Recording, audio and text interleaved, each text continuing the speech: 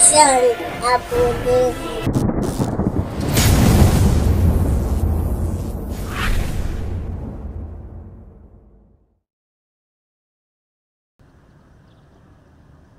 Faire ses adieux comme l'exige la culture diplomatique, mais aussi faire le bilan de ces 3 années passées en poste en République démocratique du Congo en tant qu'ambassadeur extraordinaire et plénipotentiaire de la Suisse à Kinshasa.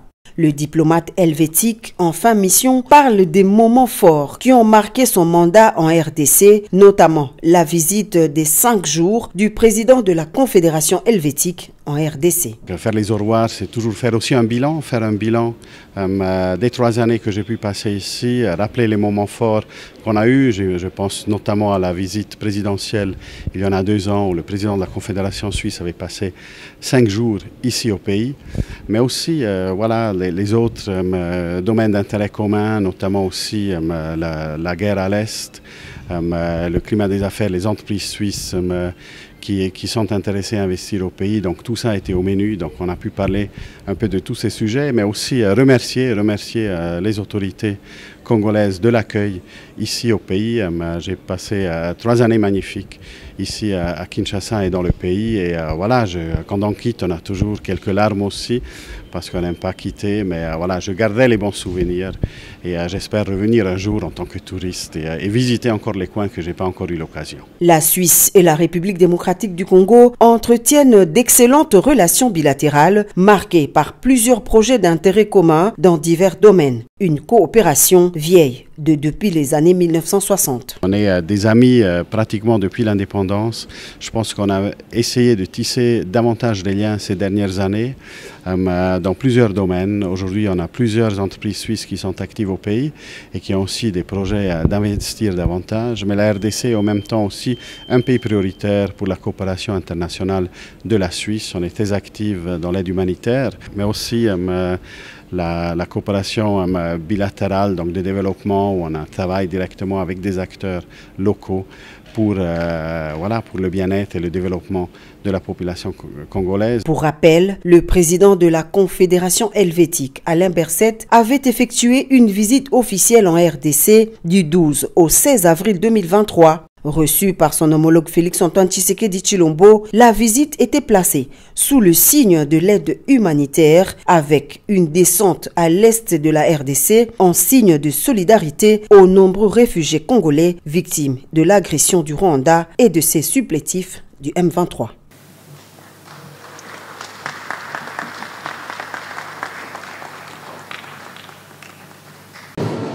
D'entrée de jeu, le président guinéen est revenu sur l'objectif de sa visite de travail en République démocratique du Congo qu'il qualifie de pays ami.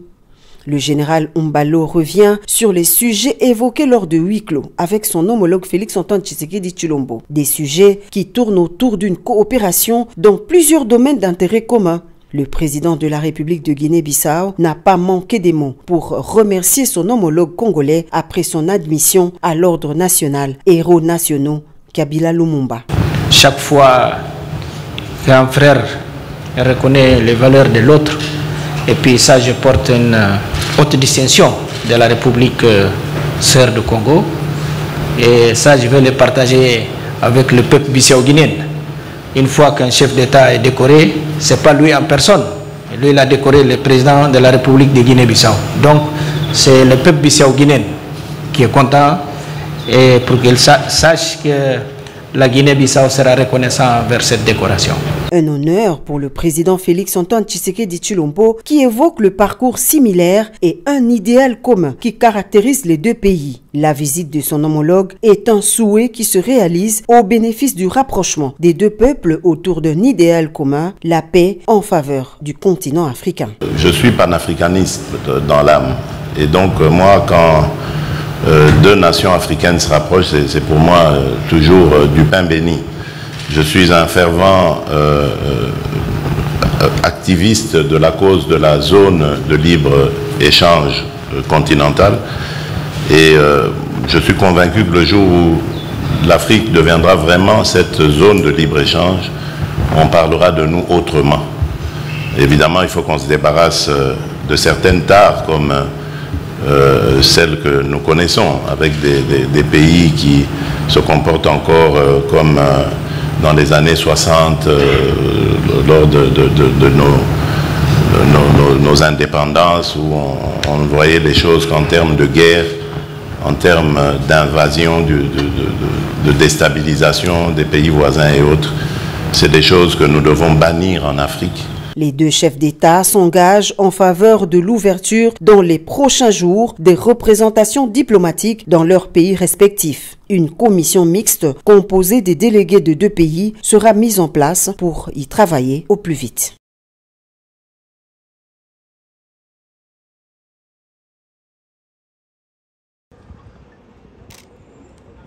Les drapeaux de la République démocratique du Congo et celui de Guinée-Bissau, hissés côte à côte au terminal présidentiel de l'aéroport international de Ndjili, signe de l'amitié entre les deux pays et leurs chefs d'État. Accueilli par la première ministre chef du gouvernement, l'hôte de marque a traversé la ville de Kinshasa jusqu'au palais de la Nation où l'attendait personnellement son homologue Félix-Antoine Tshisekedi Tshilombo. Le cérémonial d'accueil est celui d'une visite officielle. L'hôte du chef de l'État congolais, le général Oumaro Sissoko Embalo, fera ensuite un bref passage des troupes en revue. Une tradition qui témoigne du respect et de la coopération entre les deux nations.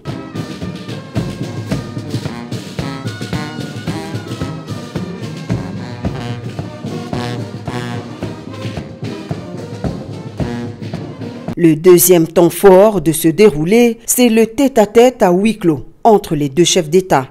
Félix-Antoine Tshisekedi Tshilombo et Oumaro Sissoko Embalo se sont retirés loin des caméras pendant plus d'une heure. Rien n'a filtré de leurs entrevues. Les deux leaders ont ensuite rejoint la mythique salle de congrès du Palais de la Nation pour une cérémonie de décoration du général Oumaro Sissoko Embalo, admis grand cordon dans l'ordre national, héros nationaux Kabila Lumumba pour ses éminents services rendus au continent africain en général et au peuple congolais en particulier. Votre parcours, façonné par le courage, la rigueur et une fidélité exemplaire aux principes de souveraineté et de liberté, incarne les aspirations profondes de notre continent, celle d'une Afrique debout, fière, respectée et pleinement maîtresse de son destin. Par cet acte solennel, la République démocratique du Congo entend saluer votre mérite éminent, vous témoigner son estime profonde et sceller dans le marbre du respect mutuel et de l'amitié durable les liens indéfectibles qui unissent nos deux peuples. Les mérites exceptionnels également pour son sens aigu au panafricanisme et son engagement en faveur de la paix. Après cette brève cérémonie, les deux chefs d'État se sont présentés devant la presse pour le traditionnel point de presse. Après la publication fin septembre 2024 des annuaires alphabétiques et numériques des agents des services publics de l'État certifiés, identifiés et validés, le gouvernement de la République démocratique du Congo passe à une vitesse de plus dans la réforme du secteur public, visant à améliorer les conditions socio-professionnelles des agents publics de l'État. Le lancement de la nouvelle politique salariale des agents publics de l'État est une étape cruciale, jamais franchie dans l'histoire de la fonction publique congolaise. L'homme le plus heureux, Jean-Pierre Liao, vice-premier ministre, ministre de la fonction publique, qui salue surtout la volonté du président de la République Félix-Antoine Tshisekedi Tshilombo visant à redorer l'image des travailleurs congolais. Parmi ces réformes du garant de la nation, le vice-premier ministre de la fonction publique en veut pour preuve cette réforme au profit de la justice sociale, de la valorisation de nos fonctionnaires et de la modernisation de notre administration publique. Une réforme qui s'ajoute à la mise en place d'un annuaire numérique et alphabétique de tous les agents de la fonction publique avec au moins 174 000 agents fonctionnaires supplémentaires déjà mécanisés en l'espace de 3 ans.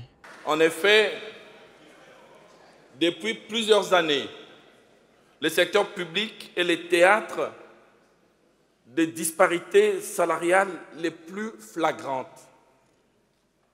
En tant que vice-premier ministre en charge de la fonction publique, il m'incombe à cette occasion de donner une résonance profonde à ces diagnostics en éclairant davantage ces criantes réalités qui nécessitent une action publique forte, urgente et audacieuse. Un fonctionnaire bien rémunéré est un citoyen motivé, a dit le président de la République.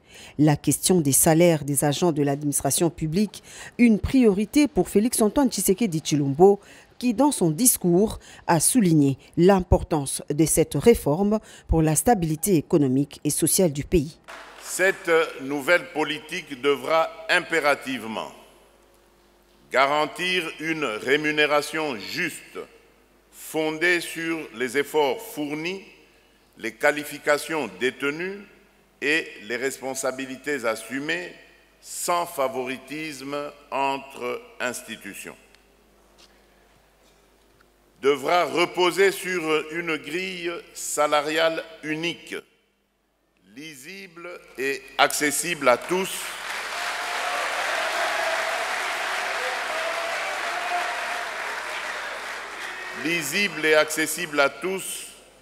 prenant en compte le grade, l'ancienneté et appliquée de manière uniforme. Conscient des résistances auxquelles cette réforme pourrait se heurter, avec des intérêts particuliers et des réseaux ancrés dans le statu quo qui tenteront sans doute de freiner ces processus salutaires, le président de la République rassure. Il est temps que la loi des puissants ne prime plus sur la justice due aux plus modestes.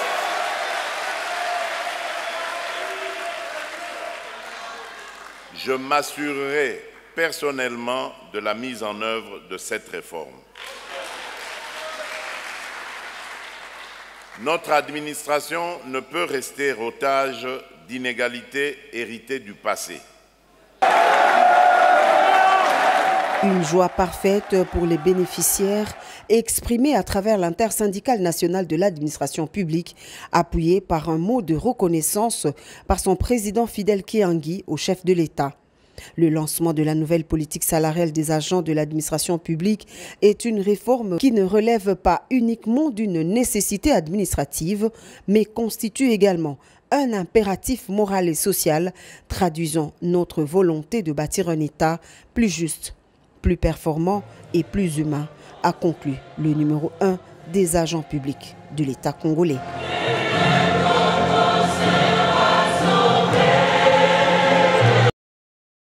Une catastrophe naturelle, les pluies diluviennes qui se sont abattues sur la ville de Kinshasa dans la nuit du 4 au 5 avril ont causé d'importants dégâts humains et matériels dans des quartiers des municipalités de la capitale. En compagnie de son épouse, la distinguée première dame Denise Nyakeru Tshisekedi, le président de la République Félix-Antoine Tshisekedi Tshilombo a consacré la majeure partie de la journée de lundi 7 avril à la visite des réconforts des sinistrés et rescapés de ces pluies internées dans le gymnase du stade Tata Raphaël, un des sites aménagés pour accueillir près de 200 familles, parmi lesquelles des femmes et des enfants dont les maisons ont été englouties par les eaux en furie de la rivière Ndjili. Le couple présidentiel s'est ensuite rendu au centre de santé de référence de Vijana, dans la zone de santé de Lingwala, où 20 sinistrés étaient admis depuis dimanche 6 avril. Le chef de l'État et la distinguée première dame ont fait le tour des salles pour s'imprégner des conditions de prise en charge des patients accueillis dans ces centres, tout en saluant l'élan de solidarité manifesté par la Fondation Denise Nyakeru Tshisekedi et d'autres personnes de bonne volonté. Le président de la République a instruit le gouvernement de prendre des mesures en faveur de tous les sans-abri. Le Conseil supérieur de la magistrature a tenu son assemblée générale ordinaire, sa toute première depuis sa création en 2008.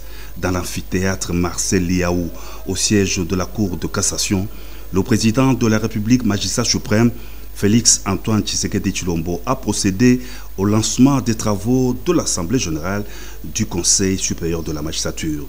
Dans son discours, le chef de l'État a appelé les magistrats à rendre une justice intègre sans céder aux pressions ni aux intérêts privés. Les magistrats doivent être garants d'une justice qui assure, rassure et protège les droits fondamentaux des citoyens, une recommandation du magistrat suprême.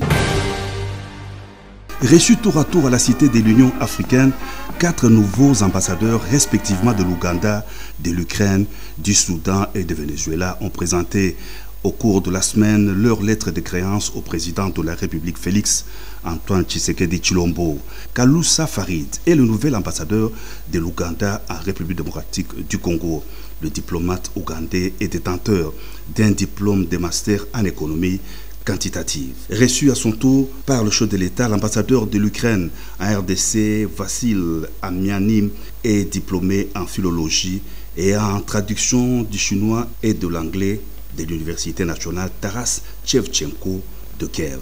Il a exercé de nombreuses fonctions au sein de la diplomatie ukrainienne avant d'être affecté comme ambassadeur en République d'Indonésie et représentant de l'Ukraine auprès de l'Association des Nations d'Asie du Sud-Est. Ousmane Hussein Alamine Hamed est le nouvel ambassadeur du Soudan en République démocratique du Congo. Il est détenteur d'un haut diplôme en traduction français-arabe de l'université de Khartoum. Le diplomate soudanais a été ambassadeur au Sénégal, ambassadeur adjoint du Soudan en Belgique et directeur exécutif au bureau du ministère de l'Aide et de la Sécurité sociale.